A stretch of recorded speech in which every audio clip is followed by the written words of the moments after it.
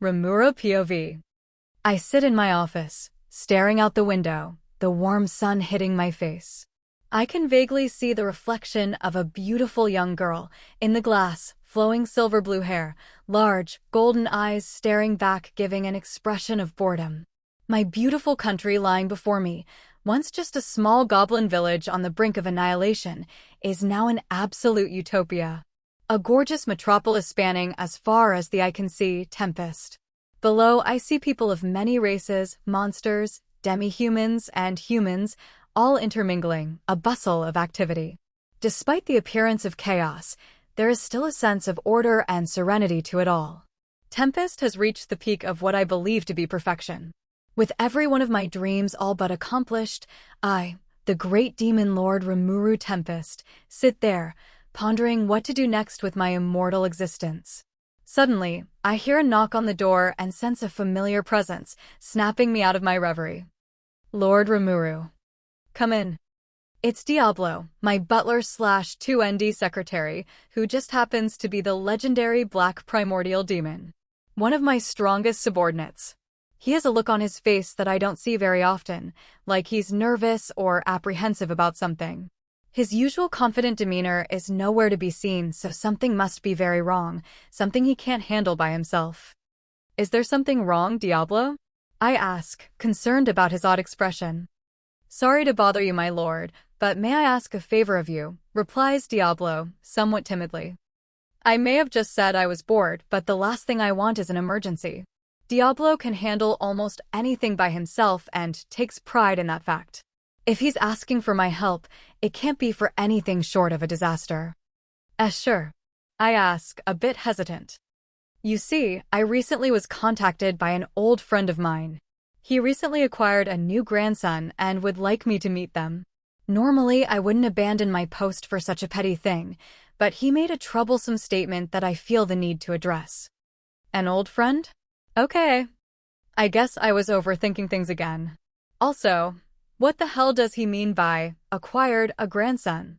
Sounds pretty sketchy, but since this is a friend of Diablo's, of course, he's gonna be a bit of a weirdo. Master, it is likely that by acquired, he means adopted. Yeah, let's just go with that, for my ease of mind at least. Diablo can have a strange way of putting things sometimes. So, you want my permission to go then? Seemingly mustering up some courage, Diablo clears his throat and says, Yes, my lord, but that is only part of my request. He made the outrageous claim that this grandson of his is unbeatably adorable, and I could not help but take that as an affront to you, my lord. Nobody can outclass my precious lord Rimuru.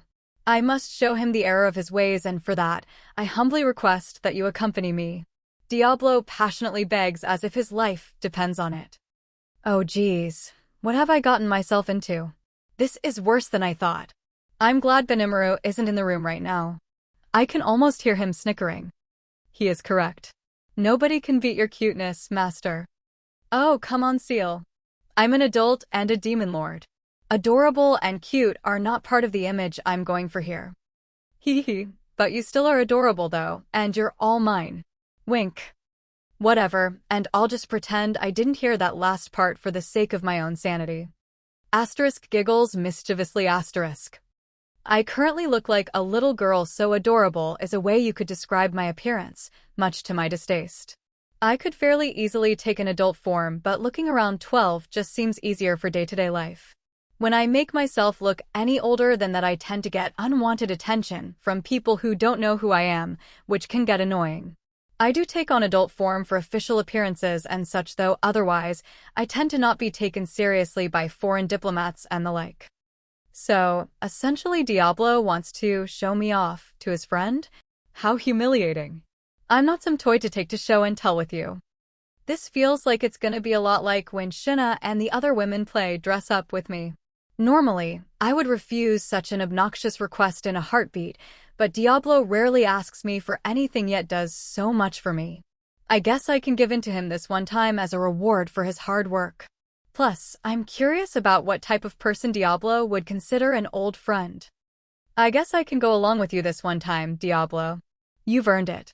I say, hoping I won't regret this decision later. Thank you so much, my lord. I cannot express how grateful I am that you would sacrifice your precious time for such a thing, he exclaims, an expression of extreme excitement on his face. Sheesh, the guy looks like he is gonna cry tears of joy. Talk about overdramatic, although with Diablo that should be expected. Alright, just tell me exactly where we're headed to first. It is a place called the Netherworld, a realm inhabited by beings that are an offshoot of true demons. They still refer to themselves as demons, but are a different kind of existence than the ones you have encountered. Having taken on a permanent physical form, they are more akin to Majin than true demons such as me. Very interesting, I never knew a place like that existed. When are you planning on meeting with this old friend of yours? Would tomorrow morning work for you, my lord? I must show him your unrivaled perfection as soon as I can. Sigh, yeah, sure. That works for me. Meet me here in my office again tomorrow, please. I say, a little reluctantly. It's not like I have anything better to do right now. Next morning. Once again in my office, I start preparing for my trip with Diablo. Might as well go full out with this. I think as I shrink down to an appearance of a 5-year-old, or at least close to that. I also change out of my Demon Lord garb into something more casual. This is even smaller than the original size of my human form before I fought the orc disaster. Diablo gives me a look of confusion. My lord, what are why dash? I cut him off. You said you needed adorable, didn't cha? Well, might as well go all the way with it, right? I say with an evil grin that I'm sure's jarring when paired with my current appearance. Diablo raises one eyebrow, seemingly noticing something might be up. I do have another reason for this change in appearance. Since I'm going out of my way for Diablo, I hatched a plan to have a little fun for myself along the way. Even after reincarnation, creating my own country, and becoming a demon lord/true dragon, I still can't help myself sometimes when it comes to messing with people. That part of me will never change. I plan to not just have the appearance of a child, but to act like a child too, a spoiled brat to be specific, embarrassing dear Diablo in front of his friend. Hee, I can't wait to see the look on his face. Master, are you sure this little prank of yours is a good idea? You will be meeting with a total stranger. Acting foolishly might cause problems for you. Come on, it'll be fine. I'm just having a bit of fun at Diablo's expense. It is a bit mean, but I'm sure he can handle it. I sense that Seal is shaking her head at me in disappointment. I send Diablo outside, intending to meet up with him there in a few minutes for our departure from Tempest. I still have a couple of things to take care of before I leave, so I tell him to wait for me. Soon though, I hear a knock. Someone is standing at my door. Sensing the aura, I'm filled with a sense of dread, the grin on my face melting into an expression of anxiety. Was she it? Did you tip her off to my plan, Seal? Don't give me the silent treatment, you little snitch. You did, didn't you? It is for your own good, master. I knew it. What the hell am I gonna do now? I'm screwed. See, come in, I say, a bit sheepishly. I manage to plaster a fake smile onto my face, trying to hide my apprehension.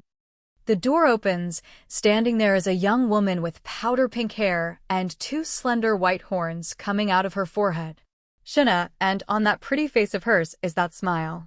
A smile I, unfortunately, know well, one that looks sweet on the surface, but lying underneath is a sinister air that strikes fear into my soul. Lord Rimuru, it has come to my attention that you plan on meeting with someone in a foreign land. Why have I not been informed about this? Proper procedures must be taken for things like these. It's just a little trip to meet with one of Diablo's old friends. It isn't anything big, so I didn't think it was necessary to tell you about it. I frantically try to make excuses. Anytime the sovereign of a nation leaves their country, it is a matter of concern. You should know this by now, Lord Rimuru. Are you sure you don't have another motivation for failing to inform me? She leans forward, bringing her face inches from mine, that creepy smile still on her lips, her pink eyes staring straight into my golden ones. The pressure behind that gaze is intense, even for me. I may have planned to have a little, fun while I was there. I say, forcing a sweet, innocent smile on my face. I gotta use that cuteness to my advantage. As I suspected, she snapped. You are up to one of your immature schemes again. Don't you understand doing foolish things reflects badly on you and your country? She shakes her head disapprovingly, folding her arms. Yes, I understand. I say, looking down at my tiny feet, feeling defeated. Despite being my subordinate, she's lecturing me like I'm a child. I guess I do look like one right now, but that's beside the point. With her being my advisor on royal etiquette, I guess it makes sense. As long as you promise not to embarrass yourself at this meeting, I will promise not to tell Cheyenne you are going on a vacation without her. I'll behave, I promise. I give in to her blackmail. The last thing I need is Cheyenne begging to come with me. We don't need a repeat of that one time I took her with me to Dworgen only for her to pass out drunk in front of their king, Gazel Dworgo. Cheyenne has become much more mature over the years, but for a personal meeting like this, extra people coming along tends to spell trouble. In that case, enjoy your little trip, my lord. She bows before leaving the room, sure that her message has gotten across. Phew. I thought I was a goner there. That was dirty of you, Seal. Nothing to say in your defense, huh? Well, whatever. I guess it doesn't matter since I got off the hook for the most part. Using spatial movement, I teleport to Diablo, who's patiently waiting for me outside.